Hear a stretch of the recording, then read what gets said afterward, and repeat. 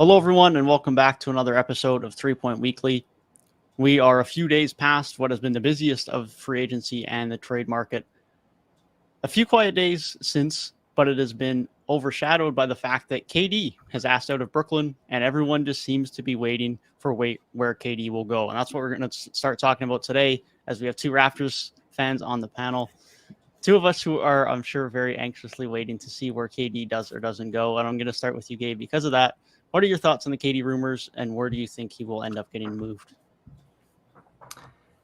Honestly, it's hard to tell right now. I mean, he had like his sort of preferred destinations where he said Phoenix and Miami, but I don't know. It's like we've seen history before with where he went just about 6 years ago. And I mean, that move to Golden State, it's like KD going to a 1 seed. I feel like it could happen again, but I just don't feel like it will. But honestly, if I had to give like my best bet, I would probably go. I'd probably go with Phoenix, man. Just Think so? the more I think about it, I'm just like, this is a guy that just really like he likes to play with the best teams, likes to just play the purest form of the game. He's not loyal to. I saw this tweet. It was like KD is not loyal to any franchise, any players, any coaches. He is just loyal to the game. And that makes me think, and especially the last fold in that, they can do a sign and trade with Ayton. And I think that could be like the thing that gets the deal done. And since the fact that they haven't done anything with Ayton yet makes me think it might happen. Haven't the Nets said that they don't want Aiden, or was that just a report? I don't know if it was true or not. Yeah, I don't know if that was a reporter from the Nets, but I know there's been reports saying if they don't get Booker, they're not interested. Which that's not happening. It's like we've never really seen superstar for superstar trades. The closest we ever had to that was like John Wall for Russell Westbrook, but neither of those guys were still superstars. So it's like that stuff just does not happen anymore. So the Nets are being very picky for a team where basically both of their stars are ready to leave. They're being very picky, but they do have leverage in this situation because KD's under contract for 4 more seasons. So it's like he doesn't really have he has a say because he's Kevin Durant, but it's the Nets should definitely just do what's best for their franchise at this point. Because if you're just going to be trying pleasing guys, you're not going to get the same value in return. Like you're not going to get Booker, you're not going to get Jimmy Butler or Bam from Miami. I don't even know if Bam's even possible because of the rookie extension rule that they have set. So it's like you're being very picky with this. So it's tough. I would probably say Phoenix might be like the most viable option. But y'all mentioned the Raptors. I think the Raptors have the capabilities to make this trade. And I think they would still have enough left over to where they could still be a very competitive team. Now you probably have to give up you might have to give up Scotty in that aspect. I don't know. That's might be a lot to ask for, but it's Kevin Durant at the end of the day. KD instantly makes you a better team than you were before you had Kevin Durant. So Phoenix would be interesting. I think Toronto is pretty compelling. The team I always said that I would be interested to see, and I think more so for the Nets standpoint because of what they can get in return, it's the Portland Trailblazers, man. I like the idea of building with Anthony Simons and whatever else, Shaedon Sharpe and whatever else you can get back in return. And just, building with Ben Simmons on the roster. I think that could still be a fun team. That's just me from the basketball fan aspect. But I see Phoenix. I agree with Gabe. It might be the most viable option for Kevin Durant. Another asking price too was like an all-star and 3 first-round picks, I believe. I thought they wanted 2 all-star caliber dudes. Yeah, I think so. That's the last report I mean, saw. maybe their asking price went up, but I saw all-star player and 3 first-rounders. And so it's like, I don't know if they would equate all-star player to young, high potential player like that, Scotty or Anthony Simons or something like that. Or even if it was a Phoenix trade with an Ayton, which I guess seems to be all the possible destinations end up being kind of like a potential all-star instead of an actual all-star, unless you did a Raptors deal where you move Siakam. But I feel like if you're bringing in KD, the timetable makes more sense to move off Scotty, as much as I hate to say it. But it's you're thinking that's really the young guy, whereas the rest of the team's Pascal, Fred, OG are kind of more getting to that veteran status. Yeah, thanks. Would y'all be willing to give up Scotty in that trade since you guys are Raptors fans? Yes. If you're keeping Fred, you're keeping like OG, you're keeping Pascal, and you're bringing in like a top 3 to 5 player in the league, it's like you have basically 3 All-Stars in the starting lineup, 3 guys that have been All-Stars, 1 All-Star last season, 1 All-NBA last season.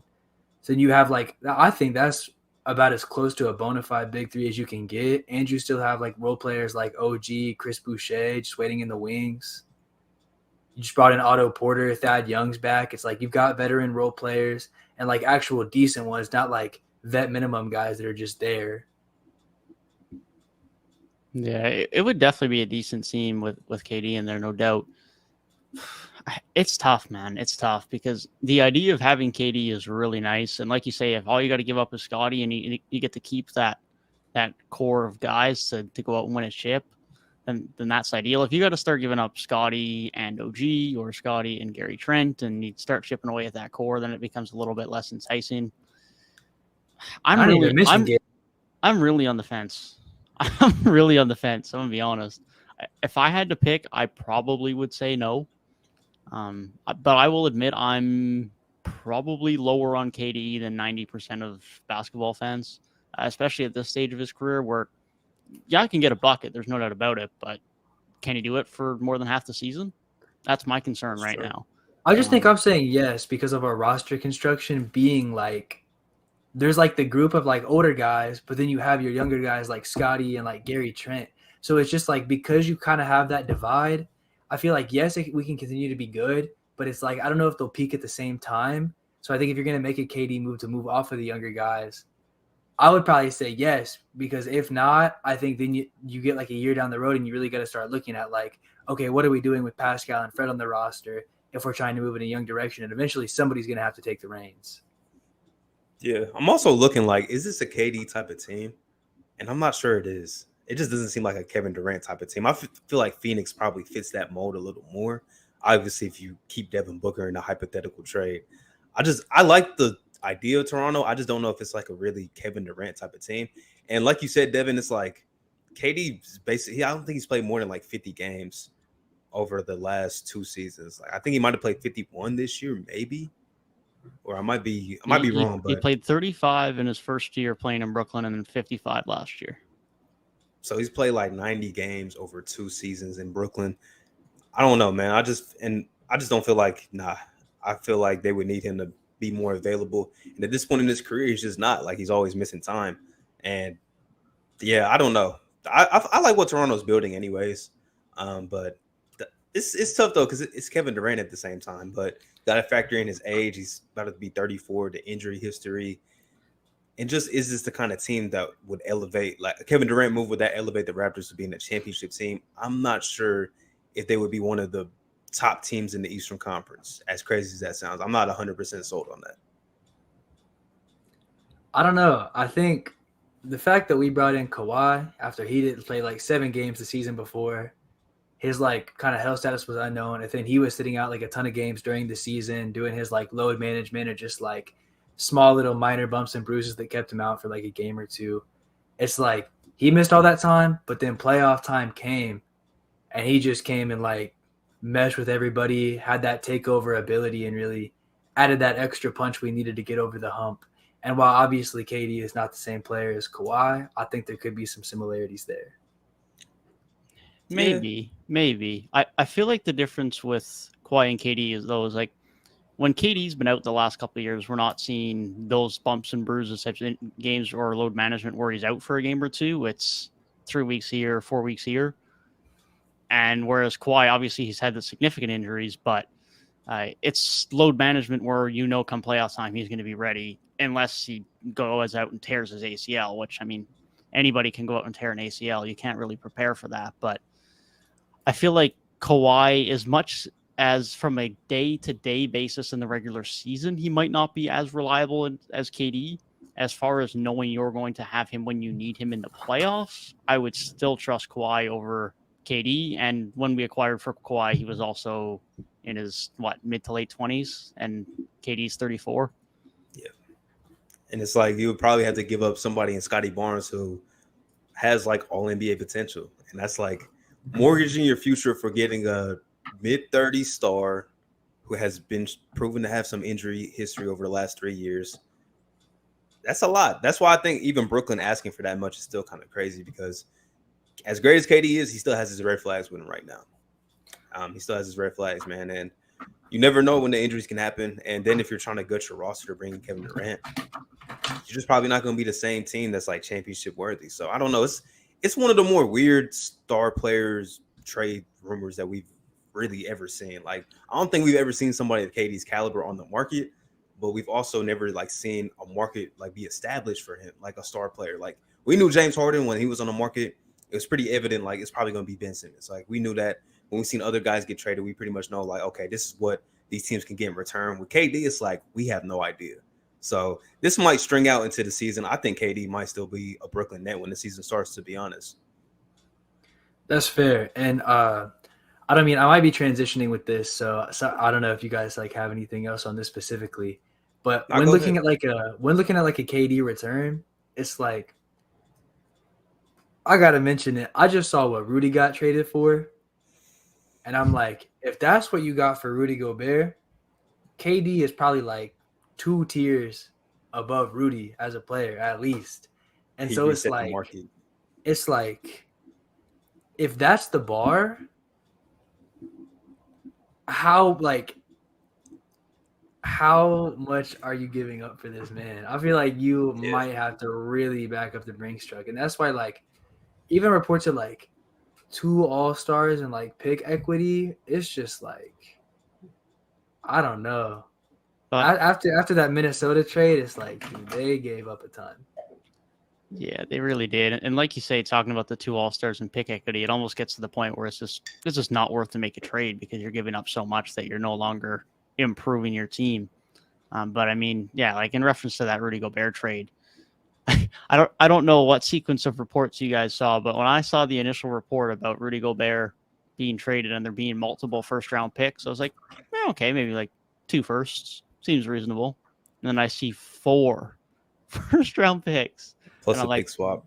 There is no shot that you just got 4 first-round picks for Rudy Gobert. Goes to show, again, we have no idea what the trade value is across the league, because I couldn't have imagined that Rudy Gobert ever would have gotten you 4 first-round picks, regardless of what players were attached. But 4 first-round picks alongside some players that actually fit well in Utah and actually help them defensively. Not a bad return, to say the least, if you're Utah. It was like 2 starters and a 6-man, and then 2 other rotation players. Danny Ainge is a madman. that's what I learned from that trade. Danny Ainge is still a madman. He's still crazy about his draft picks. Well, they got 4 like solidified picks. Didn't they get a pick swap in that too? I believe so. Let me look. Or maybe that was included, and they also got just 4 picks, I think. Okay, then they also got Walker Kessler, who was basically first-round pick this year. Leandro Balmaro was a first-round pick a couple years ago, who hasn't really played that much. So essentially, that's like 6 first-round picks and 3 rotational players. Insane. That's a lot. That is a lot. I can't lie. That is a lot for Rudy, man. I think the Timberwolves I think they're going to be a better team, like regular season-wise with Rudy. But, man, they gave up a lot to get that man on the roster. That's why I didn't expect Rudy to be the one to get traded this offseason. I thought if anybody was, it's going to be Donovan Mitchell, because I thought the market would be a little more reasonable for Donovan Mitchell, but now you don't know. Like, the Timberwolves gambled on that contract. We'll see how it works out for them. But, man, they gave up a lot, and like Gabe said, that reset the entire market. That's why I think Brooklyn is comfortable saying we want this much for Kevin Durant, because look at what they just got for Rudy. Like, if I'm Brooklyn, I'm like, we're not starting conversations until you're at least giving me like 5 first-round picks. Because this is KD, and they just got all that for Rudy. Kind of insane, man. But do y'all like the move, though? Like, do y'all like the hypothetical fit of Cat, Rudy? Because I kind of do. I don't know why, but I kind of do like it. I do and I don't. I do and I don't. I think they hide each other's weaknesses. I like it from the rim protection standpoint for Minnesota. I think they're going to have one of the best defenses in the league next year. If Anthony Edwards can continue to improve, McDaniels is going to see himself in the starting lineup now. As long as Patrick Beverley being gone doesn't completely shift the culture, which at this point with Rudy now being there and Chris Finch being there, I don't think it will. although they will have to adjust from not having his voice in the locker room. I think they'll be fine. I think they're going to be a very good team. They have a chance to be a top 4 seed in the West, although there's 8 teams that probably have a chance of being the top 4 seed in the West next year. My concern is come playoff time, how does Cat line up defensively? Because we saw him already struggling defensively, get in foul trouble against centers this year with lack of mobility being a bit of a problem. If he's starting to guard more on the perimeter, more against wings come playoff time, how does that work? That's my biggest concern, because if he's getting in foul trouble now, how does that work in the playoffs? I think they'll get through it fine in the regular season, but come playoff time, how does that work? Offensively, I think it looks nice. I think rim protection-wise with Rudy, it looks quite good and helps their defense as a whole, but how Cat fits into that defense, I'm not sure yet. Honestly, I don't think he'll struggle too much, because I feel like they did run some last year of like, if there was a more like traditional like down low 5, like you could put like Vanderbilt on them and he would kind of take some of those assignments. And so it's like maybe the way he fits next to Gobert, while not the exact same, might be kind of similar to like playing with a Vanderbilt. And I mean, I think a lot of teams, it's like, don't have 2 great front court scoring options. So then it's like, I think you can kind of hide Cat a little bit, as well as like, he's not great, but I think there's enough like good defenders around him that they can make up for it. And especially, I think the thing that I like about the trade the most, in just a general sense, is just the way it opens up lineup potential. Because like if you play them together, it's like you got your offensive guy and your defensive guy. But then if you like stagger them, if you want to run like a super defensive lineup, you run something with Rudy at the 5. But then if you want to go like super full offense, you can still run like your Cat at the 5 lineups. And I think it just like really opens up to like, okay, what does this team need right now? We can put that out on the floor. Yeah. It's so tough, man, because it's like traditionally the Twin Tower lineups just don't work. I think like AD and Boogie, they were starting to get it together, and then Boogie got hurt, obviously. But this is kind of different, man, because I do have questions about Cat defensively full time at the power forward position. Like you mentioned, Gabe, there would be times where they would put Vanderbilt on the 5 depending on who they were matching up with defensively. But this is going to be different, man, because he's going to be a full-time power forward. And he's going to be on the perimeter a lot more. He's going to be matched up. Like, he might be matched up with, like, PG at times, like Kawhi at times. Like, he's going to be in some weird positions on the perimeter, man. And when you make a trade like this, it's trying to elevate yourself into being a contending team. And I'm just not sure if that's what's happening here. Now, we'll see. Time will tell. Maybe we're all completely wrong, and this team is the best team ever, and they look dominant. Maybe that's the case. I'm not sure. I do like how you mentioned Devin. Like defensively, they're going to be really good in the regular season. Just getting Rudy Gobert, like they're going to be very good. Which maybe for Minnesota, like that's just what they want. They just want to be a very competitive team. I think a lot of what's the ceiling of this team is going to be how quick can Anthony Edwards step from being a really good young player to being like a superstar young player. What we saw in the playoffs, can that be replicated over the course of the next season? I think that's really what they're banking on in this trade. I think defensively, they'll figure it out somehow. I don't know if Cat will be their downfall, when it comes to the playoffs. I'm not sure. We'll see, because Rudy has his questions in the playoffs defensively. Cat's already had his questions defensively. It's a weird trade. I kind of like the aggression, though, because the West is getting better. Like you mentioned, there's like 8 teams that can be top 4 teams this year, which is crazy to say.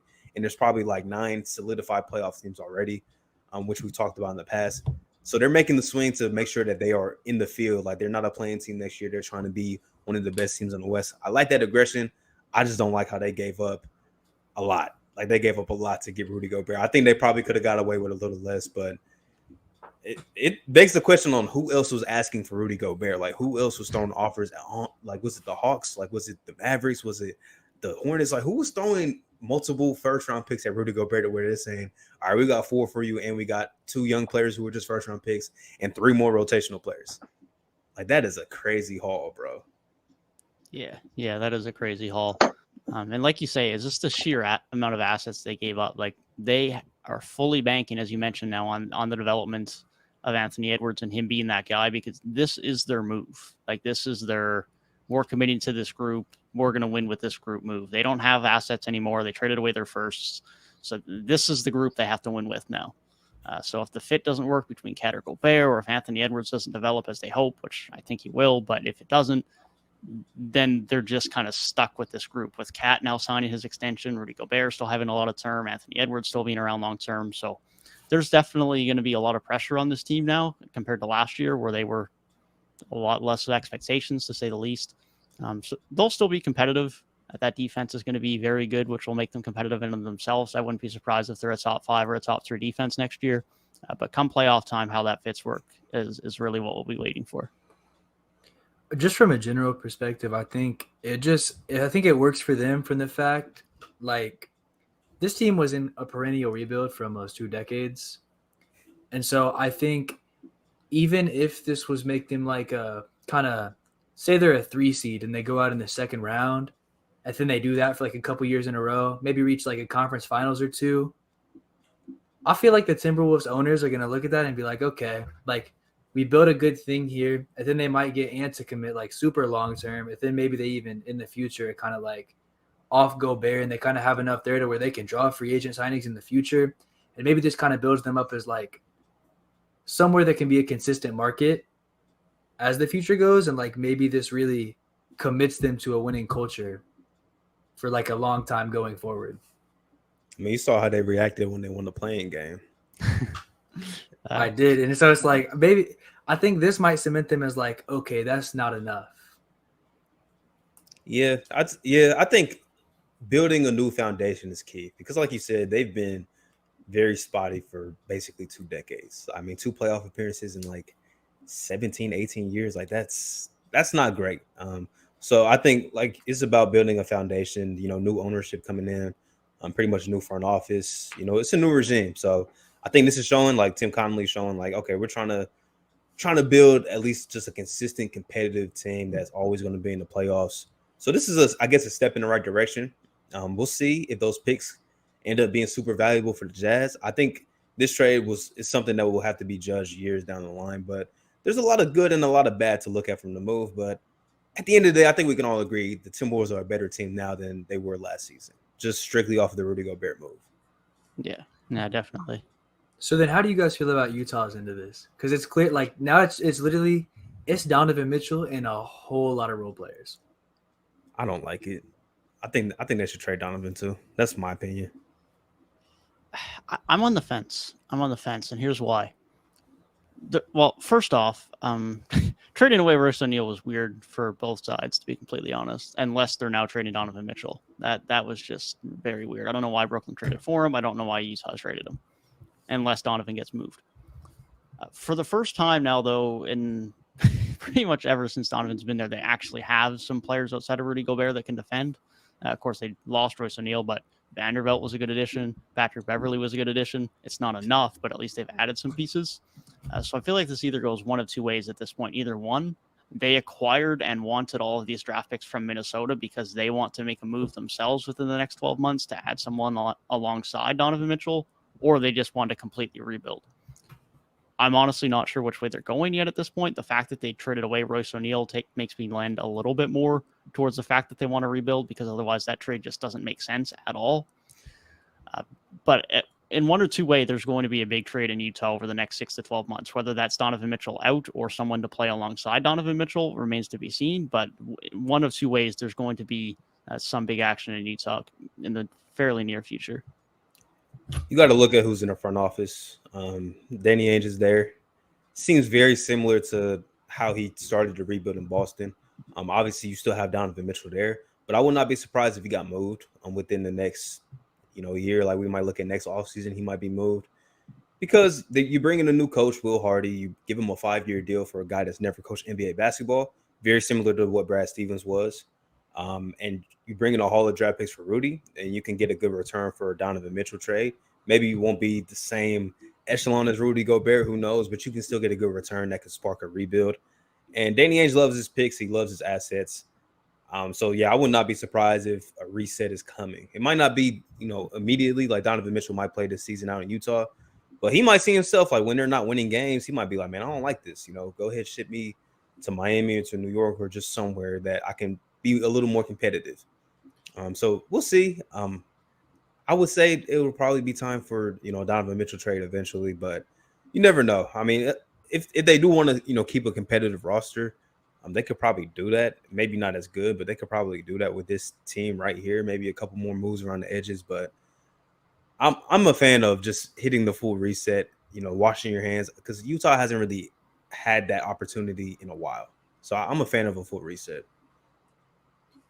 With the roster around Donovan Mitchell, I feel like I was just thinking about this. I feel like Mike Conley feels like so weird on this team. Yeah. And I would like thinking about it. I feel like if they want to salvage and really build around Donovan, I think they would almost have to do like I don't know if this means Mike Conley sits or something, or like what they do, because I don't know if they like buy him out or something, or I don't even know what his contract looks like exactly. But I feel like if they really wanted to keep Donovan, they might just have to give him the ball as like the lead guard and say, hey, you got to get like your playmaking up and almost get into like a 2017 James Harden type role. And it's like give him the reins, and then maybe even that's just to get his trade value up. So then maybe you flip him at the end of the season and just like usage rate up, everything he's doing up, and just whether you flip then all your assets to then get another piece around him, or you trade him while his value is at the highest. I feel like they could just end up going in a direction where they just say, hey, Don, take the ball every possession. I mean, that's basically what he does now. It's just I agree, Gabe. I would like to see his playmaking be elevated, because I think a team to have Donovan Mitchell as one of their best players, he would probably have to be like the lead guard on one of those teams. Like for Utah to maximize his talent, he would have to be a lead guard. And he just hasn't shown like consistently being able to play the point guard position. We know he can score the ball. He can get his assist, but really commanding the offense, we haven't seen that from Donovan Mitchell consistently. The idea is great. I do like that idea. Maybe this is the time to experiment, though, see if he can play. Because since you look at that roster, you're like, this is maybe a playing team at best. Maybe a borderline AC. Like, they don't look that talented, especially losing Rudy, who was basically a top 10 defense by himself. So this would be a good time to experiment. You got a new coach in there. Maybe he can get something out of Donovan Mitchell that Quinn Snyder, could not get out of him. So the potential's there. We'll see how this season goes out for him, if he is on the roster when the season begins. Yeah, and there's plenty of people to pass to. If he wants to try and get those playmaking chops up or whatever, it's like you can kick out some Malik Beasley on the perimeter, Beverly on the perimeter, Vanderbilt in like a pick and roll. It's got Bojan there as well. Bojan, exactly. Jordan Clarkson, It's like they still got players. They still got some good players. They could run some lineups of like Vanderbilt in the middle and then just like 4 perimeter players and just start doing some wild stuff, because they're in such a weird position now. I feel like with this like roster construction that you might as well get experimental. Like if you're keeping Donovan on the team, I think that's really your only option. Yeah. But even if so, like if they do want to reset, you got Bojan. Somebody will probably throw a first-round pick for Bojan. Like a contending team probably will. Jordan Clarkson as well. Like you got guys that you can still move off of. I think you could get rid of Mike Conley's contract because you have so many picks now. Like you could attach a first-round pick, like just to get off his money, maybe get something of return in value, like of value in return. Like that's possible. Like they can go a lot of different directions here, so it's not a bad problem to have. It's just kind of an intriguing one since they said they do want to still build with Donovan Mitchell. I'm just not sure how they do that. So we'll see what the front office in Utah has up their sleeve. Speaking of other playmakers, we've got 2 other point guard trades we've seen over the course of the last week. We'll start in Atlanta. Trae Young finally has another playmaker. Trae Young does not have to do everything. Finally, Dejounte Murray has been shipped. Spurs didn't get much in return other than picks, but they're finally going to be in a reset and a rebuild. We'll talk about them a bit in a minute. But what do we think about the fit between Dejounte Murray and Trae Young? I like it. I guess if I'm going first here, I think that it'll allow Trae to maybe develop some off-ball skills, which I think will be really important if the Hawks want to be a contender. I think we've seen over and over that like that heliocentric thing, it gets you so far, and then eventually it fails. And so the fact that they now have somebody who can kind of ease that load as well as playing good defense next to him, I do think it's a nice mesh. I think we talked about this trade possibility a lot last week. And yes, I really think it works for them. And I think while obviously they gave up some assets, I think they didn't like completely empty out their entire pool of what they have. It's like there's still a John Collins on the roster who either you keep or you still flip him and continue to make more moves. I think it keeps them in a good place. There's still some flexibility there, and now you have your backcourt of the future.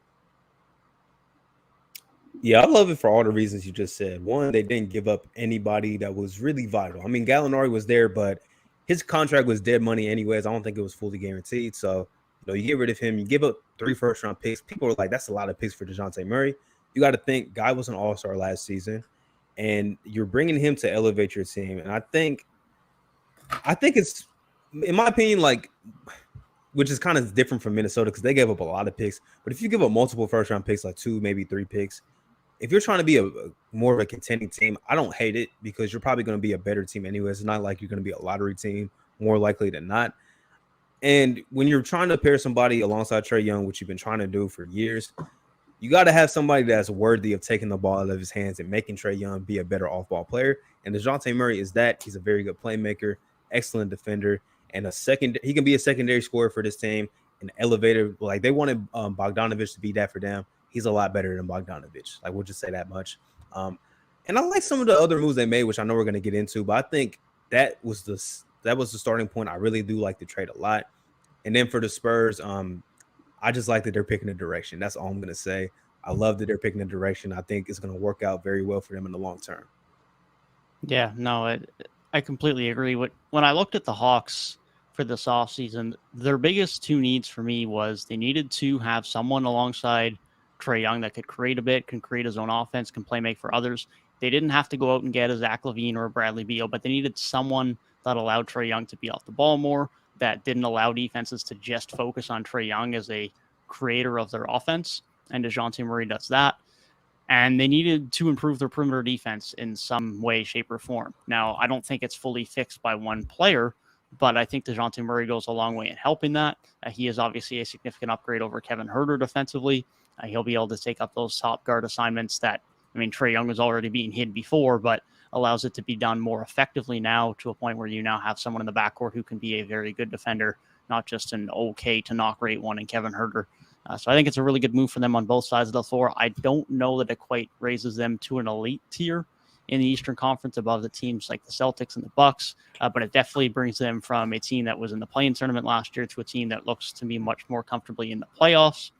And ultimately, it just depends on the development of Trae Young and Dejounte Murray to see how far this team goes. Yeah, facts. And the Spurs just keep clearing out those guards. They're finally, like, with that and the Lonnie Walker move that's happened more recently, that's like 2 of the guards that are out now. As we were talking about last week, how the Spurs just have like a million in there. Finally, it's like you said, with them picking a direction, it's like, okay, now we know DeJounte's out. We know they clearly didn't value Lonnie that highly, letting him walk. We're finally seeing like who they're sticking with and who they're going to let play. And I think that is finally, after many years, good for them to see. Yeah. Yeah, I was just watching Devin's video on the Spurs that he just dropped today. Make sure y'all go check him out, man. It was a really good video, but they still got a lot of young talent there. Primo, Devin Vassell, who I'm pretty high on. Keldon Johnson, whether they want to keep him or move him, you can move Jakopoto sometime, whether this season coming up. They still got good young talent. Their draft was really good. And then next year's draft is supposed to be like super star-studded, like top Victor. 5, 6 guys. Victor, like there's a Scoot Henderson. Like if you look at the draft, people are saying like the top 5 guys are like all worthy of being like a top pick in this draft. Like they're all really good. So they're finally picking the direction, because the last couple of years they've just been kind of flirting with the play-in. We kind of want to be a playoff team because we got Popovich still as our coach. But like I mentioned earlier, I'm just a fan of teams that pick one direction and commit to that. Like there's nothing wrong with a rebuild. Like there's nothing wrong with it. And in our lifetime, we've never seen the Spurs really in a rebuild. So it'll be fun to see it for once. See what they can do. See just how good these guys can get, because they still got a lot of good young talent, and the Spurs are always good at developing guys as well. So I think the future is very bright in San Antonio. Fans should definitely be excited, to see this team not only this season, because I think they'll be fun, even though they're going to be young, probably not good, but the future too.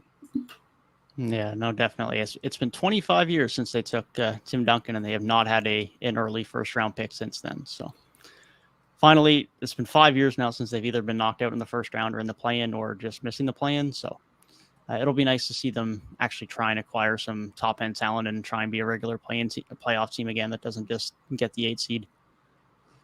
Yes, agreed. It's gonna be very weird to see like Pop still coaching this team though, like not in a winning position. I'm kind of surprised. It's like it's half not surprising because he's just been there so long. He's probably like, yeah, let's do it, let's rebuild, and I'll stay through the process. But at the same time, it's like he's had such a long and like successful career there. I'm surprised he's not like, okay, now it's like with Dejounte out and you're like not even really contending for the play anymore. Maybe I don't want to stick around and not win after all like his like all-time winning percentage, all-time like wins records and all of those things. It's like I can't tell if I'm surprised or not that he's still there. He's probably just a psycho for real. Yeah, I mean, at the end of the day, he's still the president of basketball operations, right? So if he wanted to stay competitive, he just would have not traded Dejounte ultimately. So he's obviously just happy to be around. And I mean, for a guy that's done this as long as he has now, like he just might not want to step away because what else is he going to do? He might just love it. Yeah, he might really love it and just want to keep at it. That is true. I hear so much talk of like people that get retired just get like so bored and just don't know what to do. So they just start doing stuff. He's probably like, I'll be bored without this. I'm just going to keep going. Pat Riley's still around the game. Even like Phil Jackson still be giving his 2 cents to the Lakers. Like these guys are like junkies, bro. Like they just can't give it up. They can't give up basketball, which is understandable because it's a great game. But yeah, I feel like even if Pop does retire as coach, he'll probably just be full-time president of basketball ops. Like he might just transition into that role. Which who knows whenever that will come because he might still be coaching. We might be in 2030 and Pop will still be coaching somehow. That's the thing is like I don't know if I can see Pop be in the front office and not have that control of being head coach anymore. Like I feel like that would drive him nuts. Like as much as an ego as he has, I feel like if there was something that was going down on the court that he wasn't agreeing with, there's no way he wouldn't want to intervene. He would just fire a coach and come back down. Like, okay, it's time. This dude he did 25 years ago. Right. I don't know. I feel like it might be his long-term plan though to like eventually pass down those reins to like Becky Hammond. She in the WNBA now, bro. Maybe she's getting her experience over there and she'll come back. Who knows? The Pop coaching tree is so like full of head coaches or assistant coaches. Like who knows? He might pry Coach Bud away or something, or maybe Udoka at some point. Like you never know. Like he might pry somebody away. Maybe Becky Hammond does come back. Man. You never know. I'm saying maybe Pop is just coaching until her contract expires, and they're like, see, now she's had head coaching experience. Let's bring her in here. I was surprised she didn't get She was getting interviews. I thought she was going to get a look. I think last offseason, I thought she was going to get a look. She's been an assistant for a while. She was an assistant for like 5-6 years for the Spurs. So I don't know. I think that time will come eventually, though. That's a good coaching tree to be off of too. You see how many coaches are like Popovich disciples, bro. Like Ime, Coach Bud. I think Jamal Mosley might have been under Pop for a certain period. I might be thinking of somebody else. Even like Steve Kerr wasn't under Pop, but he played for Pop at the end of his career. So I think he kind of falls into that mode. There's a decent amount of coaches that have coached under Greg Popovich in the NBA, and even former coaches that coach under Pop. Yeah, no, definitely. There always seems to be those couple of organizations that the guys keep getting pulled from. For the long time, it was Pop and still to an extent. You look now at guys from the Warriors. When you look at Steve Brown and, of course, Kenny Atkinson had a job and then ended up not taking the job. And to a certain extent, the Raptors now as well with name escapes me now, but the head coach of the Pacers last year, who, of course, then got fired, but was the head coach there. Adrian Griffin was getting multiple interviews this summer. Coach Nate himself. But there always seems to be Chris Finch too, I think. Wasn't he with the Raptors? I believe so. Yeah, I believe so. So there always seems to be those couple of organizations that everyone just respects, even though no one else respects the Raptors outside of the actual confines of front offices. But nonetheless, front offices across the league do. It is crazy. Nick Nurse has been coached for like 3 years, and he already has like a coaching tree that you see across the league. Facts, though. Facts. I did see your tweet about that, Devin. What's the backstory on that? Like, are people just disrespecting Toronto all of a sudden? It's just a lack of knowledge at the end of the day. It's just a lack of knowledge. People don't, and it's to no fault of their own. I mean, people just don't get true knowledge and true education on Canada as a whole and Toronto specifically, and think it's this different place that's completely foreign to the U.S. And yeah, Canada is different from the U.S., but not to the extent that if someone goes and plays in Toronto, it's like, where am I? I need to get out of here. And I mean, that's been shown as evidence over time. Since the Raptors have not been a losing team, players have been more than happy to stick around. Like, players didn't want to be in Toronto because we get 25 wins a year. And that's obviously showing now as people are sticking around now that we're winning. And it's not still a case of, oh, well, we're winning 45 games a year, but Toronto sucks, so I'm leaving. And I mean, yeah, everything I've heard about Toronto, like, it's a beautiful city. It's a great city. There's a lot to do. The only thing that NBA players hate is like going through TSA. I think that's what they mentioned. Yeah, or customs, whatever it's called. Like, they just hate doing that. But other than that, I've never heard like any bad things about Toronto. No. Somewhere I want to visit Toronto someday. I've heard it's a great city. Yeah, no, I've been to Toronto on 3 different occasions. I've had nothing but positive experiences there. It's a good spot. And their fan base is very, very committed. Definitely. Oh my, yes. Sometimes to a fault. Man, Raptors Twitter's be an interesting place, that's for sure. I think that's every NBA fan base, though. I think there's the good and then there's the really bad. And it's that's just true. Sometimes the bad just outweighs the good. I think it's just, when it's like, I feel like it seems like all like bad fan bases are just like the really big ones, because every fan base has like that percentage that's just insane. But it's like you see the most insane like Lakers, Celtics, Warriors, and like Raptors fans, because those are like the biggest fan bases. There's just so many of them out there. Yeah, you're just bound to see stuff like that. Celtics, our fan base is terrible. I feel like there's a lot more bad than good, personally. Yeah, I don't know. Sometimes I feel some kind of way about that Heat fan base. I love the Heat fan base sometimes, but let any player be available. Let any player be available, and you'll start seeing the jersey swaps. That's the Lakers, bro. That's the Lakers. Both of them. It's both of them. I think I made a tweet because I saw the Celtics fans try to Photoshop somebody. I was like, bro, please don't let us turn into this fan base. I forget who it was. It was probably KD. It was. I feel like KD was more realistic, though, but it might have been KD at the same time. Yeah, I think it was. I'm gonna have to pull up that tweet. All right, back on topic. I'm going to get us back to the Celtics, but to their trade over the course of the last week. Getting Malcolm Brogdon for a lot less than I would have expected. Obviously, someone who has dealt with some injury concerns over the last couple of years, but is still a very solid player. Now adds another playmaker and secondary score into this team. Whether he starts or comes off the bench remains to be seen, as they now have 6 really good starters on this team. But I'll get the thoughts from the Celtic fan of the group first. What was your thoughts on the trade, Tyrik? Yeah, sorry, quick sidebar. It was a Bradley Beal Photoshop, and we didn't give up anything in the trade. But the Malcolm Brogdon trade, it was a surprise, like you said, because I thought when I first saw it, like I was at work, pulled out my phone, and I saw the Celtics gave up like Daniel Tyson, the first round pick, and it was Aaron Nesmith. I was like, for who? I was like, who did we get? And then when I saw it was Malcolm Brogdon, I'm like, oh, like that's a steal, like that's a come up right there. And then obviously the rest of the details came out. It was like a 5-player trade package, but nobody we gave up was of significance. Like Nesmith didn't play. I think it was like Stauskas, and there's a bunch of dudes that just did not play. Like guys that Nick were Stauskas, Juwan Morgan, and Malik Fitz.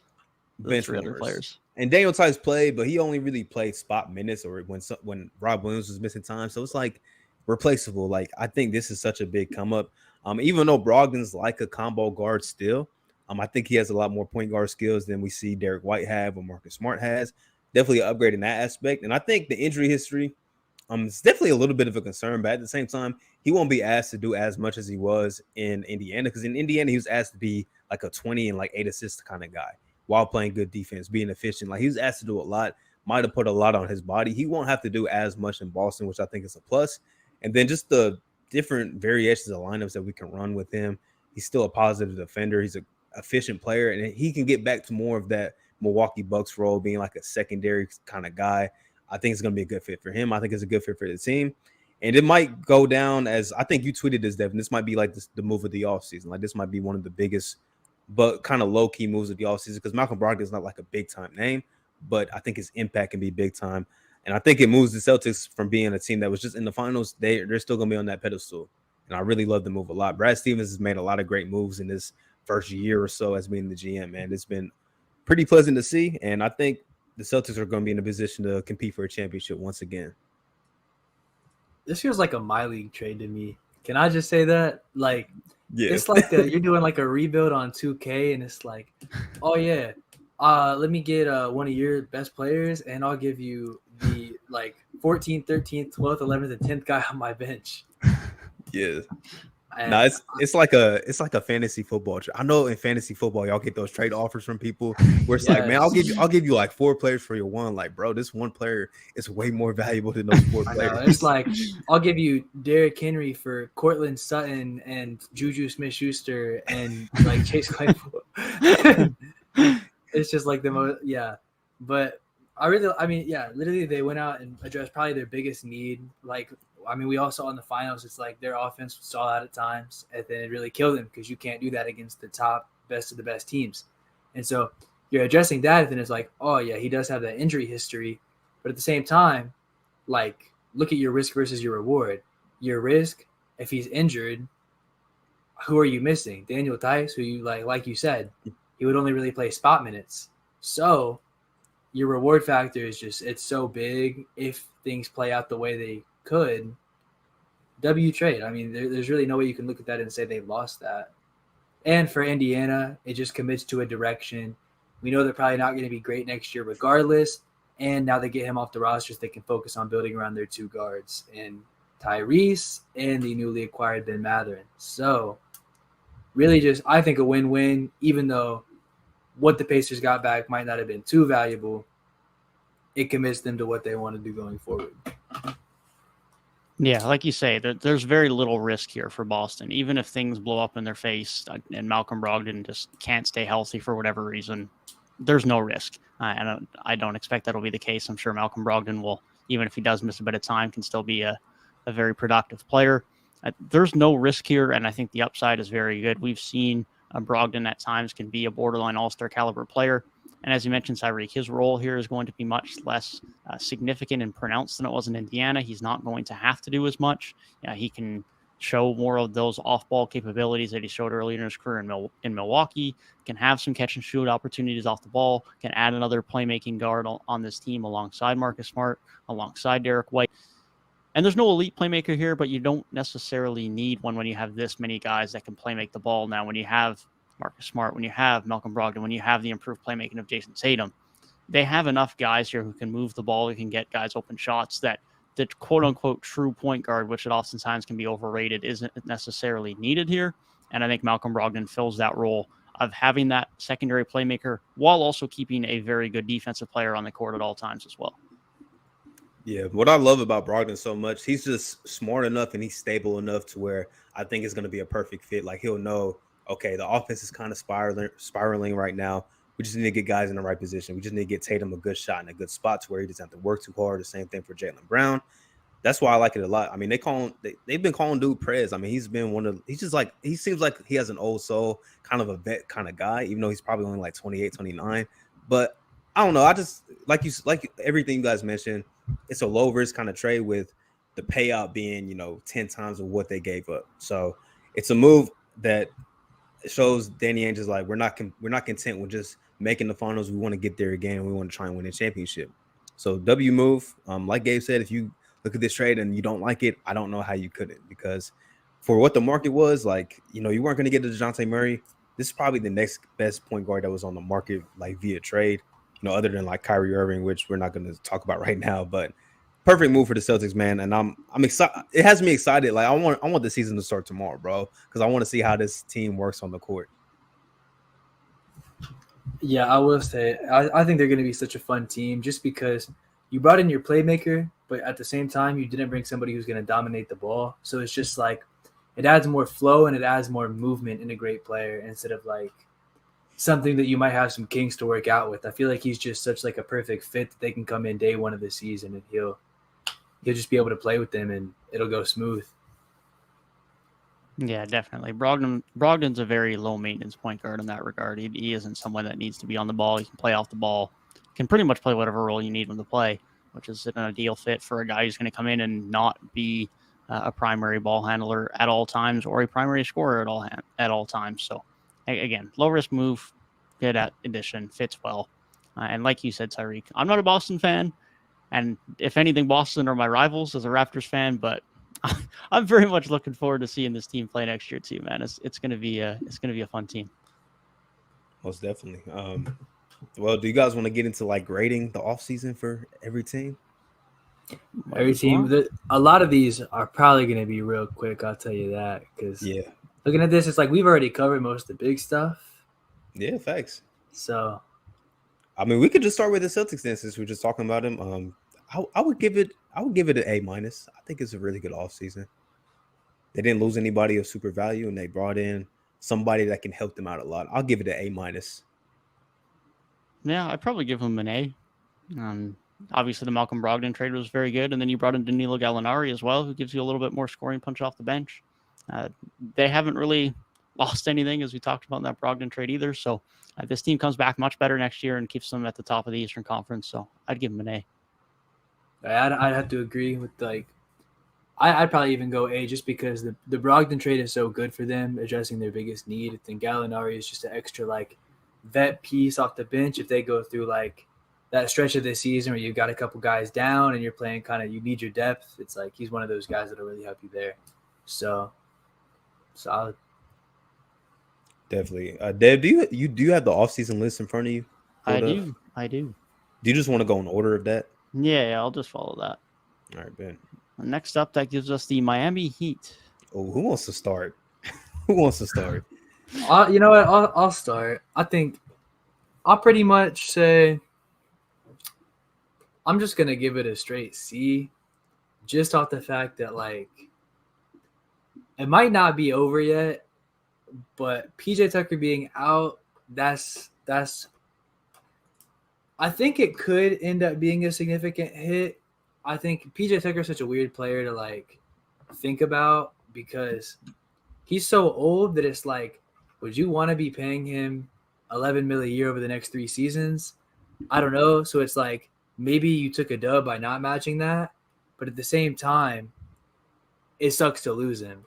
So I still really can't see the impact of that move just yet. But then also you brought in Nikola Jovic, who even though he was pick 27, he had got a lot of noise around him. And whether that's just for his name or not is yet to be seen. But I think he could be interesting. And even just from a fan base perspective, I think he could get some people excited. So I just got to go right in the middle. I don't want to be too cruel here. I'm gonna give him a C-. I'm gonna give him a C-, almost a D+. But I'm gonna give him a C-. The only reason why is because the Heat always find ways to replace dudes. So I'm gonna give them that benefit of the doubt. They might be able to supplement the loss of PJ Tucker. But then again, PJ Tucker is such a unique player. It's tough not having him back. The Bucks definitely missed him this past season. And I think the Heat are going to miss him too. He's such a tough player to replace. And like you mentioned, the game, it's do you want to pay him $11 million a year? But he's playing the best basketball of his career. He's playing probably the best he's ever played in his life. And you're trying to win a championship, and losing that piece is big. I'm gonna give it a C-, and it could easily be a D+. I'll see if they have any other moves up their sleeve this offseason, but right now it's a C-. And it's not a good offseason for a team that was a game away from the finals. Yeah, no, I completely agree with that. I don't really have much to add with that. I'd give them a C- as well, and it's fully just dependent on whether they can find someone internally or replace PJ Tucker somehow. And I don't currently see that guy on the roster. So, not that I saw Max Strus and Gabe Vincent having massive seasons last year either, but at least there was someone in that position. Doesn't really look like that's the case right now. ESPN has the starting power forward currently as Duncan Robinson, which we all know is not happening. So that lets you know the state of that position right now for Miami. So they got to add someone there. Until then, it's a C- for me. Yeah, just surprisingly, just a bad. He seemed like they always just make the right moves. This is just I don't like it at all, man. They're gonna miss PJ a lot, bro. I'll just say that much. Yeah, definitely. Moving along to another top team amongst the Eastern Conference, the Milwaukee Bucks haven't done a ton other than some re-signings, but have definitely kept their depth together, which was the main part of their offseason. I'll give him a B plus just because you bring everybody back. They also brought back Serge. I think he re-signed yesterday, so you got everybody back. Joe Ingles, that's a move that could pay off if he comes back and he's healthy. If not, you probably won't need him that much. The Bucks getting Chris Middleton back is also an addition. Like they didn't have him for most of the playoffs. That's a big addition. I'll give him a B plus for this offseason. Yeah, I'd probably have to say a B, just off of like kind of echoing what you said. It's like while they didn't make any significant strides to like really get that much better, they don't really need to because, I mean, say if Chris Middleton's completely healthy in last year's playoffs, there's a chance that you could have been a finals team. Not saying they would have been because I don't want to make any fan bases too mad, but it's like they're definitely – I think you guys can both agree there's definitely a chance that they could have easily made the finals last year. So I think if you run it back another year with having who I think is the best player in the league and a really good number two with a solid core around them, I think you're in a good position. Yeah, no, I completely agree. I think a B is quite accurate for them. They didn't do anything significant. But when I look at this offseason for the Bucks, it was, can you keep the core depth pieces together? Pat Connaughton could have opted out. Bobby Portis was a free agent. You had Wesley Matthews, Javon Carter, Serge Ibaka. Most of their bench was going to be free agents, and they've managed to keep them all around and bring in Joe Ingles. So nothing significant, but a solid offseason for them that allows them to continue to be a contender again next season. Moving along to the Philadelphia 76ers. Obviously, James Harden has not signed yet, but it is expected that he will resign once they agree the financial terms that allow them to sign PJ Tucker and still have the financial flexibility to be able to do so. But outside of that, what is your guys' thoughts on the offseason?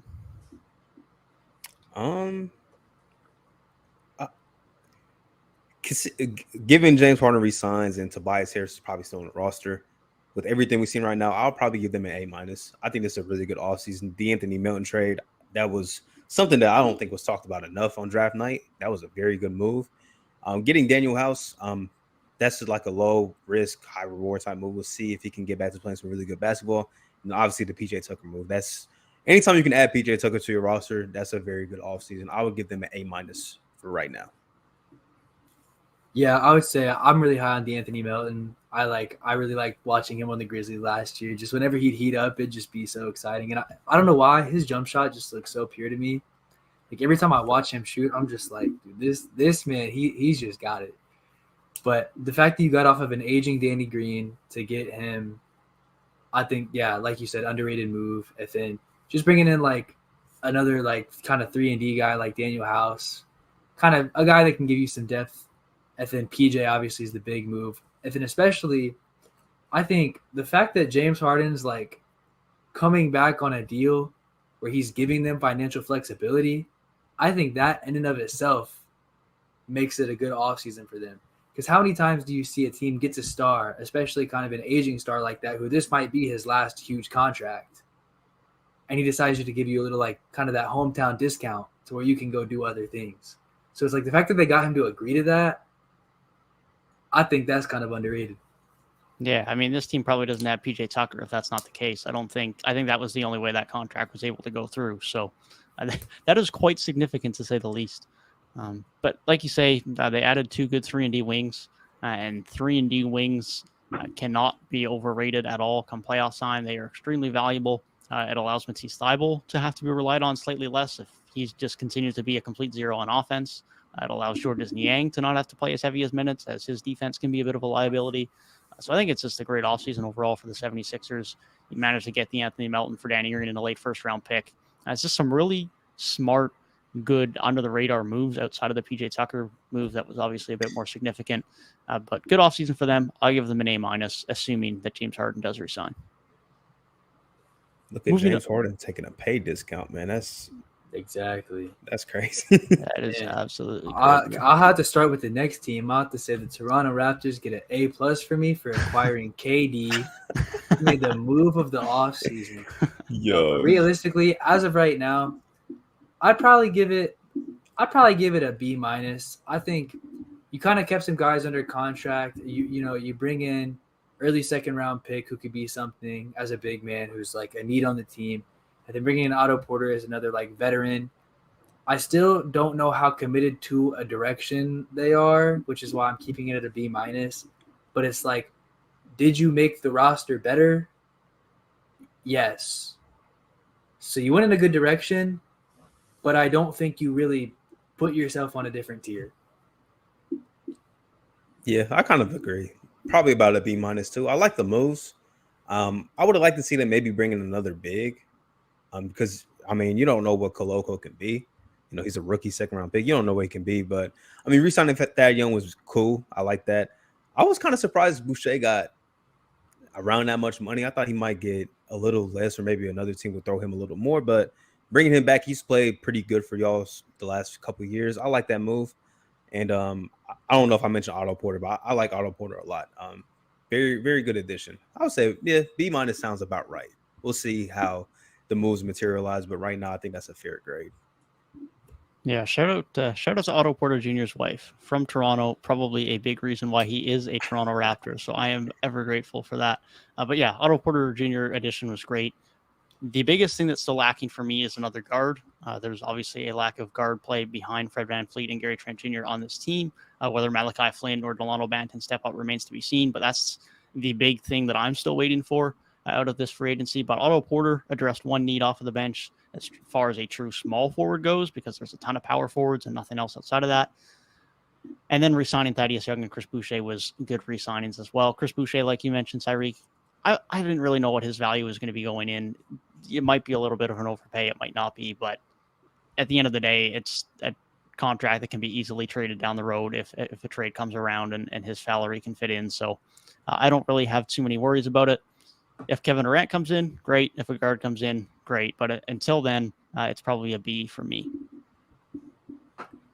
Moving along to the Chicago Bulls. The Chicago Bulls, of course, had one of the marquee free agents of the summer and made a few additions around him as well. Let you give your thoughts first, Tyrik.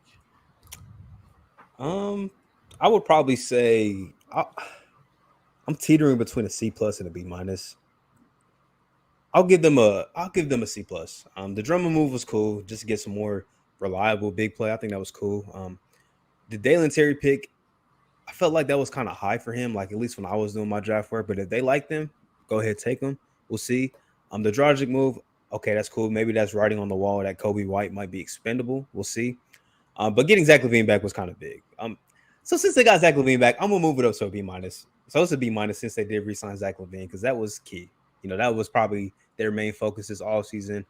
They're still gonna be a fine team. They'll be okay, but they didn't do anything to really wow me. So I think a B- is kind of fair. That's fair for them right now. I think I got him at a B. I think it's like they did good kind of preventative work, I'd say, because you could have been one of the biggest losers of the offseason, losing Zach. So the fact that you kept him is like, okay, that kind of probably brings their fan base, their front office, and just the entire city of Chicago a sigh of relief. And then this team is deep. It's like this team probably, they can go 10 or 11 deep right now and have like players that can provide you quality minutes. And so I think that can make them at least a scary regular season team going into next year, maybe even a little bit better than they were this year prior, where I think maybe they exceeded expectations a little bit, especially given the injuries they had on the roster. But I think the thing that kind of prevents me from taking it a little bit higher is the fact that they were kind of one of those teams that were in conversations with a lot of the bigger free agents, like a DeAndre Ayton or a Rudy Gobert. I guess Gobert wasn't a free agent, but the sweepstakes like that. So the fact that they didn't do that makes it not great, but good. Yeah, I'm fully on board with that. Obviously, re-signing Zach LaVine, like you said, Gabe, preventative work, because they could have been one of the biggest losers of free agency, and they weren't. And that's pretty much where my grade stands for them, is because of the Zach LaVine signing. Troy Brown Jr. leaving is fine. He wasn't that relevant. Derrick Jones Jr. coming back is good. I think he provided some very underrated valued valuable depth for them last year. And then Andre Drummond addition's fine. I'm honestly of the standpoint that Goran Dragic just isn't good enough to play valuable minutes in the NBA anymore, but maybe he proves me wrong. But just keeping Zach LaVine is the biggest thing for me, and so they will get a B for me because of that. Moving on to the Brooklyn Nets. They're a team for me that is very much wildly incomplete as far as their offseason. If you guys have a grade that you want to give them, feel free. But for me, I'm kind of just waiting on what happens with KD and Kyrie. Yes, I'm not grading them. I'm going to give them a D for the simple aspect that you had 3 superstar players and now all of them want out and one of them's already gone and KD's wants out and Kyrie's probably gone too. So I'll give them a D just from that aspect. But if you look at the moves they made cool moves, but it's like if Kevin Durant's gone, if Kyrie's gone, like what do these moves really mean? So yeah, it's like, why are you giving Patty Mills $7 million a year? If KD and Kyrie are gone, why are you giving an aging role player? It's the Patty Mills show. He's about to average like 40. We about to see FIBA Patty Mills all year. FIBA Patty. Olympic and bubble TJ Warren. Bubble TJ. If you actually look like if KD and Kyrie just return, this is actually a better team than last year. Defensively, they're probably still not as good, but depending on what Ben Simmons bring, they're probably a better team than last year, given they can stay healthy. But I don't know. Yeah, incomplete offseason for sure. That's probably the fair grade. It's just incomplete. Moving on to the Atlanta Hawks, a team who we talked about earlier with their acquisition of Dejounte Murray, but we're also busy in a trading away Kevin Huerter. I'll start with you, Gabe. What were your thoughts on the Atlanta Hawks offseason? This is an A. I think they submitted themselves as like a player in the Eastern Conference. While they might not be a top team, they're a player. They've got their backcourt of the future secured, like I said earlier, which I think is a really good place to be. And like I said earlier, they still have flexibility. So I think the fact that you made like a big splash trade, but you still have assets, you didn't back up the Brinks truck. So it's like we were talking kind of about Minnesota earlier, where you kind of like locked yourself into this is the group you have to win with. Atlanta still has the flexibility to make moves. So I think this is an easy A, or might be closer to the A+ range out of the teams we've seen this offseason. I wanted to give him an A+. I'm gonna give him a high A. This is like, the highest of A's that you can get. Bringing in Dejounte is key. I like the AJ Griffin pick, even though I wasn't high on him as a prospect. To get him outside of the lottery where he was projected, I think that's a very good pickup. The Aaron Holiday move, we'll see if he can just provide some decent backup minutes. And then I really like that Kevin Huerter trade, man. Mo Harkless, Justin Holiday, those are just 2 solid defensive wings who can be kind of spotty 3-point shooting, but you're going to get a lot of open looks playing with Trae Young and Dejounte Murray. So I like the upside of that pickup. I really like their offseason, man. I think depending on if John Collins is there or not, if you can flip him to more assets, more players that can help you win, that would be cool. But even if he's there, I think they're going to be a very good team moving forward. So I'll give them a high A right now.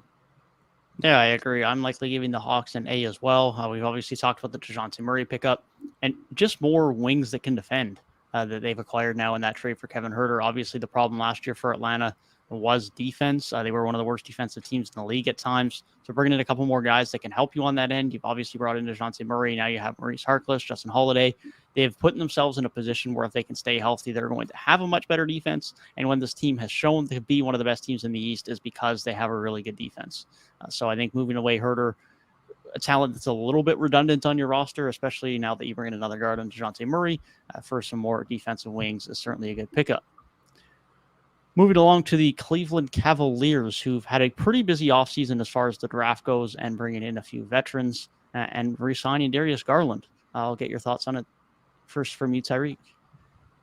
I would give him about a B, just because we don't know what's up with Colin Sexton yet. So right now I'll give it a B. I think with their draft pick, Abaji, I think they got a little better there. I like bringing back Ricky Rubio. Obviously he has to get healthy, but what he was for them last season, I like that pickup. And then Darius Garland, giving him his payday, I think is key. So he deserves every single penny. I think it can even elevate to like over $200 million. So I'll give them about a B right now. We'll see what happens with Colin Sexton. That could either make their offseason better or worse. We'll see. But right now, I think a B is fair for Cleveland.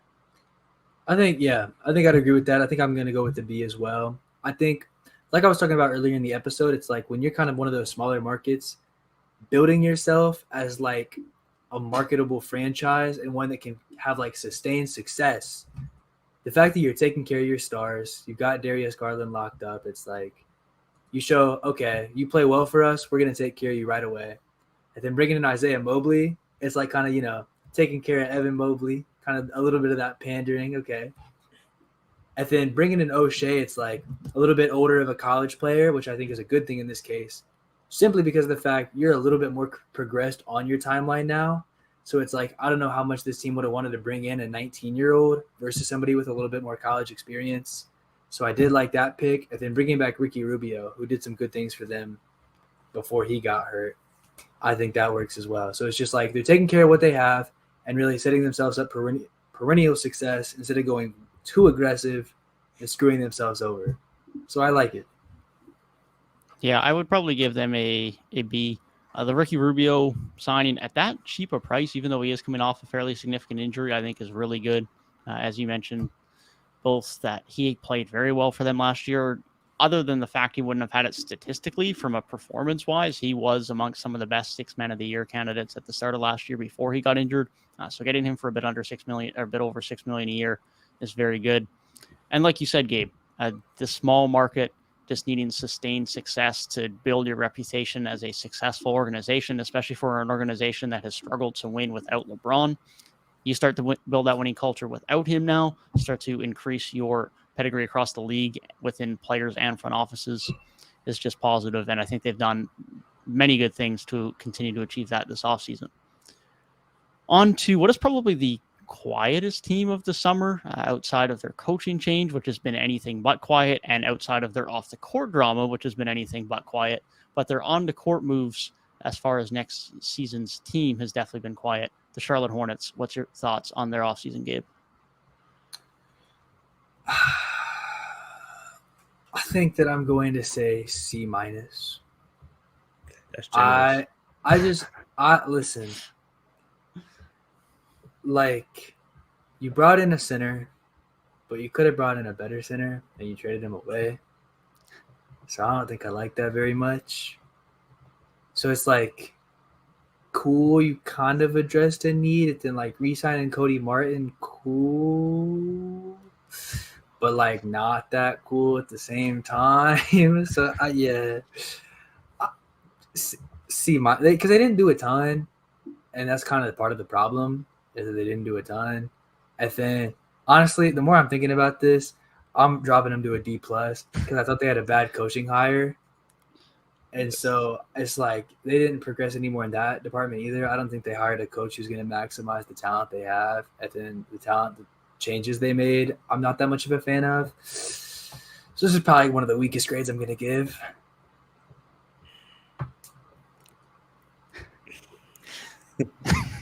Bro, I might give them an F, bro. I really might. I'm giving them an F. Their draft was cool, but at the same time, you're banking on now. You want Mark Williams to be the center. They didn't really address any other big man needs this offseason, which I'm not impressed with. Cody Martin, the Cody Martin re-signing is okay, I guess. Like, it's fine. Now you're not gonna have Miles Bridges does not deserve to play NBA basketball anytime soon. So he's gone. You lost him for nothing, basically. And the Steve Clifford hire is like one of the worst coaching hires I've seen in a couple of years. Stan Van Gundy was the last one that really rang alarm bells for me, but this one is just as bad in my opinion. You're getting this older dude to come in and try and develop young talent when he's known for not wanting to play young players. So not a fan of this offseason at all. F. They definitely had the worst offseason. I don't even really have to see any other teams to really know that they had the worst offseason for every team, and they should be asking more questions about will LaMelo sign his max rookie extension instead of Zion. Like, they should be asking those questions, man. Man, this is a bad offseason. Man is making it easy for my thumbnail right now. That's for sure. Man, yeah, it's tough, man. It's tough. The Steve Clifford hire was just not good. I mean, part of the problem last year was that James Bouknight and Kai Jones and some of their other young guys were struggling to find minutes.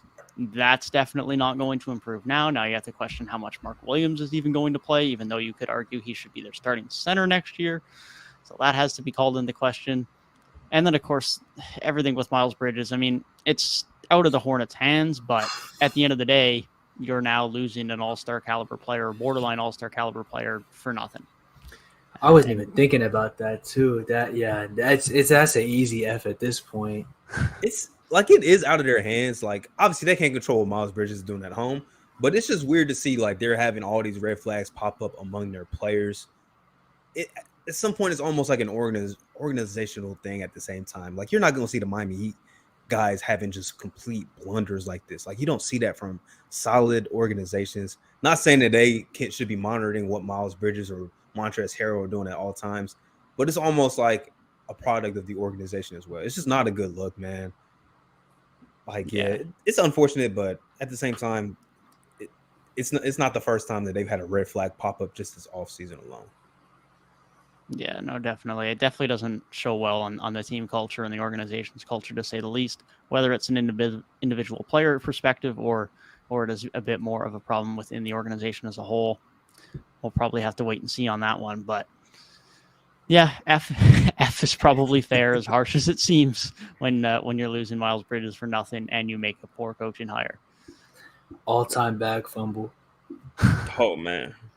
All-time bag fumble. Definitely. Moving on to the New York Knicks, who handed out a couple of bags this summer with Jalen Brunson joining and Mitchell Robinson re-signing. What is your thoughts, Gabe, on the New York Knicks offseason? That's an A+. They banked everything on trying to get Jalen Brunson. They got him. They did get him. They did everything. They did what they wanted to do. So I'm sure in the Knicks' minds, that's an A+ offseason. I really think they're probably like, yes, we got our home run pick. But no, realistically, I'll low-key give it a B+ because I think that's a good signing. I think Jalen Brunson, the way he played, I mean, while you might say, okay, he might just be a high-value role player, but even I think he can be a little bit more than that. But even so, this is a dude that dropped 40 in a playoff game as like a number one option, basically. So it's like he can provide you some good stuff. And on what, $26 million a year? You might consider that a little bit of an overpay, but it's like, you know what? Screw it. The Knicks, they like seem to always strike out on these like, we're gonna get this big free agent signing, and they like never get him. So the fact that it was kind of like, this is the guy they're linked to, and they did it. So sure. And then I think Isaiah Hartenstein, good pickup, good backup center pickup. And then you re-sign Mitchell Robinson, so you lock down your center position pretty much. Not a bad offseason, really, by any means, I don't think. You did lose Nerlens and Alec Burks, but I think Nerlens, you just locked down your center position. Then Alec Burks, not too big of a deal. So it's like, overall, I'll give him a B. I think a B is cool here. Yeah, Hartenstein's a very good backup. And for $8 million, that's a pretty cool deal, like per year. That's fine. You could say Jalen Brunson might be an overpay, but if you look at like the hierarchy, he's like the 14th or 15th highest paid point guard, which that's probably like his range. Like he's probably like a 14th or 15th best point guard in the league. So like, I don't think it's really an overpay. They banked, like you said, Gabe, they banked everything on getting him. Like they tanked the draft so they could get Jalen Brunson. So I'm glad it worked out. I think this thing will be fun. I think they'll be decent. I would probably give them about a B. I think a B is fine. And they got Mitchell Robinson for a pretty good value. I think $15 million a year is pretty good for Mitchell Robinson. So I'll give them about a B right now. We'll see how everything works on the court. Hopefully Julius Randle can get back to playing good basketball, or at least just better than this season. But I think a B is fair. I'm glad Jalen Brunson got his bag, though. I think we can look at this like kind of like Jeremy Grant left a good situation to try and get a bigger role. It could be something similar. Like maybe we see Jalen Brunson sprout into like a borderline all-star in the Eastern Conference. Like that's definitely a possibility.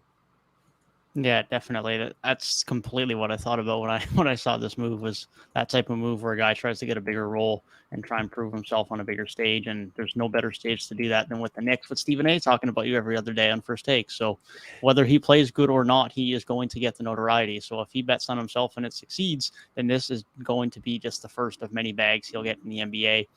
Like you guys said, center position lockdown. The Knicks seem to like spending a decent amount of money on their backup center position, but at least they did it on a 2-year deal and a bit less money this year than they did with Nerlens Noel the other year on a 3-year deal that ended up being a salary they just had to trade away. But I like what they got at center now. The Jalen Brunson pickup is fine. They're a fine team. I think it puts them in a spot to be a fine team again. They're nothing great, but they went out and did what they wanted to do. I think I give them a B as well. Moving on to the Detroit Pistons, a team that saw Jeremy Grant leave and made a few other very good moves via free agency and via the draft. I'll get your thoughts first on the Detroit Pistons, Tyrik. Would I be crazy if I said A+? I was getting there. I was getting there. I was considering it. Bro, I love Detroit's rebuilding so much. I'm gonna give them an A+. Very good offseason. You got Ivy at the 5th pick, which his value was more so probably more towards the top 3 pick than 5. Got him at pick 5. You also got Jalen Durant at 13, which is great value. And then the moves they made, man. I like getting Noel and Burks. At first, I was thinking, oh, they might try and just flip those guys, but they said they're going to keep them. I think that's showing like we're trying to be a better team this year. We're trying to be more towards a playing team than bottom of the Eastern Conference. I like that a lot. And this may sound weird. But I like how Detroit always takes flyers on dudes. Like they did it with Marvin Bagley. They've done it with Josh Jackson. I don't hate the Kevin Knox move. I don't hate it. He could turn out to be something decent. What I for thought them. too. Could be something decent, man. And then you got rid of Jeremy Grant's contract, and then you get Marvin Bagley back for a pretty team-friendly deal. A+ offseason, man. I love it so much from Detroit. I think they can be a borderline playing team next season. It just seems like across the board, like every position they got somebody. It's like if you got Cade at point guard, Jaden Ivey at shooting guard, Sadiq Bey at small forward, power forward, you can say Bagley. Center, you can go with Jalen, or you can go with Beef Stew. I mean, it's like, and then you add even more depth. It's like Nerlens Noel is like your third center on the roster. That is not bad at all. Alec Burks is like a backup kind of wing. There's just so much depth and so many pieces on this team that can do so much. I mean, I got to agree with your A+. I think this team is like so young and so successful. They can be one of those teams that's like ahead of the curve on their rebuild where it's like you might think they're still a year or two away, but they might sneak an A seed. Yeah, definitely. They've just had a brilliant offseason all around. Their draft night was brilliant. As you mentioned, Tyrik, getting Jaden Ivey at pick 5 is really, really good value. Getting Jalen Durant at pick 13, but via a trade where you're trading away a 2025 Bucks first-round pick is absurd value. You bring in a couple of vets. And like you mentioned, man, like the Kevin Knox signing just seems like such a small deal, but the Pistons have been the team that keep doing this, whether it's Marvin Bagley, whether it's Josh Jackson, whether it's Trey Lyles. They keep bringing in these guys on low value that they can then flip for further value, whether it be picks, whether it be in the case of Josh Jackson and Trey Lyles being directly traded for Marvin Bagley. This is the type of things you just do as a small market team, especially, but any team that's trying to rebuild. Bringing in guys on flyers and just trying to increase their value, and the Pistons have done that absolutely brilliantly. I think they've smashed the offseason as a whole, and I'll definitely be giving them an A+. Wow. Detroit Pistons love. I love to see it, man. Detroit Pistons love. They were the first team that I had to make a video on after the draft and the start of free agency. So, and that video did numbers too. Pistons fans are legit, to say the least. So them in Atlanta got our highest grades so far. That they have. Yeah. Okay, Orlando Magic. Let me start with this one. I think for Orlando, I think I'm gonna give them a cool A-. I think there was a lot of questions. I think before the draft, where a lot of people were kind of leaning towards having Paolo as the best player. But then there was also a lot of Orlando's not going to take him. So it's like that could have ended very badly for them. And I'm not saying that Jabari Smith can't be a great player, but I think they kind of made the right choice in the fact that it's like this is kind of the consensus guy. And so since they made that right decision, I think that alone boosts them up tremendously because you got probably a franchise guy on your roster. And then just a couple cool re-signings. You didn't really lose anybody. You're just staying on the right track. You have a lot of young talent on the roster already, so I think it's good that they didn't add too much or too many veteran pieces or anything to try and take away from that. Cool A-. Yeah, I was kind of surprised Gary Harris re-signed, and I thought Mo Bamba might get more money elsewhere. But if you can bring those guys back, I mean, that obviously provides whether they're, pieces to stay or you can flip them down the line. It gives you a lot of flexibility. I will give them probably a B+. I'll give them a B+ right now. I think draft night they handled their business. They did really good with that. We'll just see what they do with those offseason re-signings. They were a little kind of surprising for me, but when you get the best player in the draft, that's automatically a very good offseason. I think a B+ is a good grade for them. Yeah, I'm going to give them an A-. I think the Banchero pick was very good. As mentioned, he was by many, and me included, considered the top guy on the board. And so I'm glad that was the direction they ended up going. And getting Mo Bamba at that good of a deal was very surprising. I thought he was A, going to get more money, and B, going to get a starting role somewhere, neither of which is going to be the case for him in Orlando now. But the fact that they managed to get him back on that is a big W in of itself, alongside picking Paolo Banchero. So I will definitely give them an A- for that. I don't know why they re-signed Bol for 2 years, but it's a flyer, so I can't be too mad at it. Bol World, it's like a Taco Fall re-signing, man. It's just for the fans. It's for the memes, bro. It's for the memes. Moving on to the Indiana Pacers, probably the only team that is clearly completely out of the playoff mix for next season. They've traded away Malcolm Brogdon. They're clearly taking a direction towards a rebuild. But what do we think about their offseason starting this rebuild? I'll get your thoughts first, Gabe. Give me a B+, bro. I think we discussed before that I'm pretty high on Ben Mathurin. I think he just has a load of potential. I just love watching his play style. And like I said earlier, the fact that you committed to a direction, you got rid of Malcolm Brogdon, who, not saying he's a bad player by any stretch of the means, but it's like in and out of the lineup, that kind of has been some inconsistency. And now they can put around their young guard duo. So obviously that's going to be a win for me. And then the fact that TJ Warren, I think just yesterday, kind of signed away, that is just further commitment to them going for this rebuild and kind of really, after I think years and years of this team being like, hey, we're going to try to compete, but then doing so unsuccessfully, they caved, they gave it up. I mean, obviously they kind of made their biggest move early with getting rid of Domantas Sabonis. It's like that's kind of the big kind of offseason move you think of, but happening at the trade deadline. They're just kind of continuing off of that and really making that the start of something new and something consistent. So I like it. While they didn't get better this offseason, it's not what they're trying to do. So it's a W offseason for me. I'll give them a B with a chance to move up. I want to see them trade Miles Turner. That's the one move I do want to see. But other than that, draft night they did great. I think Mathurin was a great pick for them. I think he's going to fit right alongside Tyrese. And then the second round picks, Nembhard, I think, had first round kind of upside, and I think the same thing with Kendall Brown. So they did a great job on draft night. And silently, I think Aaron Nesmith is a good flyer because he's somebody like out of college. He was shooting like 52% from three. So we'll see if he can maybe maximize his NBA potential playing alongside Tyrese Halliburton. I think it's a good flyer to take getting out of that Malcolm Brogdon trade. And then I like re-signing Jalen Smith because I think he can be a good piece moving forward for this team once they try and build towards being more of a competitive team. And I really just like how they picked the direction, like you said, Devin, like committing to the rebuild, because this is another team that we've never really seen in a full rebuild. And it's good to see that they finally made that decision. Yeah, I'd have to give the Pacers a B as well. It's really just about them picking a direction. And it's still dependent on them trading away Miles Turner because he only has a year left on his contract, and we need to see him moved by the trade deadline. It doesn't make sense for them to not move him. But the Ben Mathurin pick is good. I like their other selections in the second round. Aaron Nesmith, as you mentioned, as a flyer is quite nice.